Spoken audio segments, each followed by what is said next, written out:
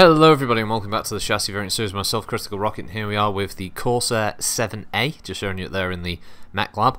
The build I put on this one was a quad setup of AMS combined with two rotary 2s, sorry, not rotary 2s, two AC 2s, a rotary 2 and quad medium pulse lasers. On the face of it, it's a good range brawler in the sense that it can fire at extreme range with the two AC2s and the rotary working in tandem, holding down the button for both weapon groups. Works quite well. You can put out a rapid amount of damage, and the medium pulses work quite well in close range, in theory. I did find, however, that the damage probably isn't that great for this mech. Its main role, as far as I can gather, really, from the setup, is that it works mostly as a AMS system. It's an assault mech that covers other assault mechs from LRM fire. You can obviously whack in quite a lot of ammunition for the 4 AMS systems, or use just laser AMS if you're not too bothered about your heat. And yeah, I think this is just purely built around the idea of fighting in the support role, rather than engaging in a sort of straight up fight. It's not to say it can't.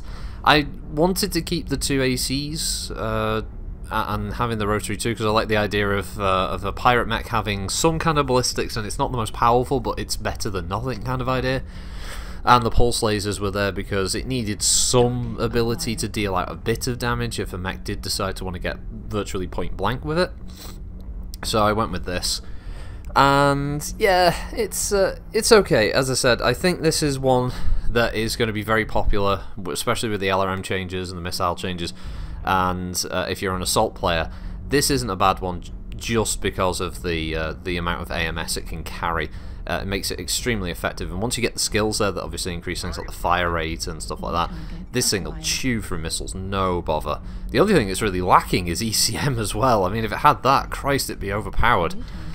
So yeah, it's a pretty good variant of the mech. It's also one that doesn't have any arms, so it's very, very odd looking, stomping around without a single arm attached to it. I found so far that all of them have been viable in their own ways. Which is unusual for MWO, because usually you'll have a version that just doesn't really stack up against the others.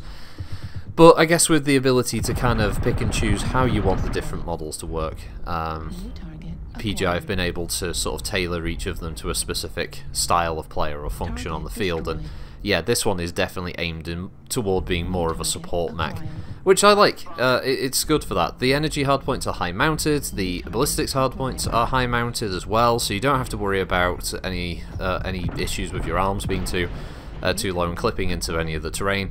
It means you can peek and shoot with it, especially if you want to do something like a quad large laser build instead for sniping, rather than worrying about having to get close.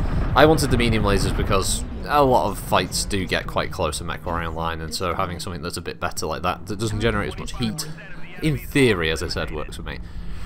I don't know if I'll tweak the build. I'm not sure whether just like triple rack 2s might work, or just going with triple AC 2s, or maybe a totally different setup. I think originally I was going to go with machine guns, but I'd already done that with a 5T, with the 6 heavies, and the other one's got light machine guns. I didn't really want to just go all machine gun. I wanted some kind of other ballistic setup in there. Obviously this is the version that doesn't have any missile hardpoints, so it definitely has more emphasis on energy and ballistics. But as I said, all of the Corsairs have something for everybody. The next one, that is up, I think that's the 7T? Or, no, 7R. The 7R has loads of missiles, so if you want to just make like a LRM boat out of the Corsair, you can easily do it with that one. This one, as I said, is just for chewing up missiles out of the sky. And yeah, if you come across obviously a map in Polar, well, you're going to be earning so many points from just eating missiles. It's going to be good. That said, I feel that it's a fun mech so far. I've enjoyed it. I'm definitely going to play a lot more of it over the next couple of weeks just to have a look at it, see how it stacks up. It seems obviously people are still working on it, coming up with builds that really suit them. I feel personally that the mech is... Oh yeah, crap, I remember now. I couldn't remember if I died in this one. I did, and it was the old ammo explosion got me. I think it was the AMS ammo that exploded. I think because I think I moved the AC ammo into the legs. also, or into what counts as the arms. It's a tough one to blow the arms off on this mech, because on that version, because the arms are kind of invisible. Sort of, there's like the little claw arm on the left that counts as does a little bit of the shoulder that sticks out, and it's the same on the right. There's no claw bit, but there's this shoulder section. If you shoot that, that actually counts as the arm.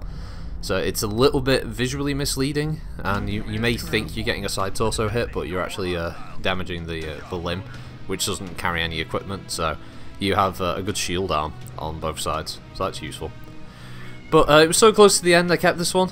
I like the fact that it was basically just that, plus Hebe started rowing, so you know that's when you know it's over, when Hebe's gonna row. It's properly off. Alright, thanks for watching everybody, have a good one, bye!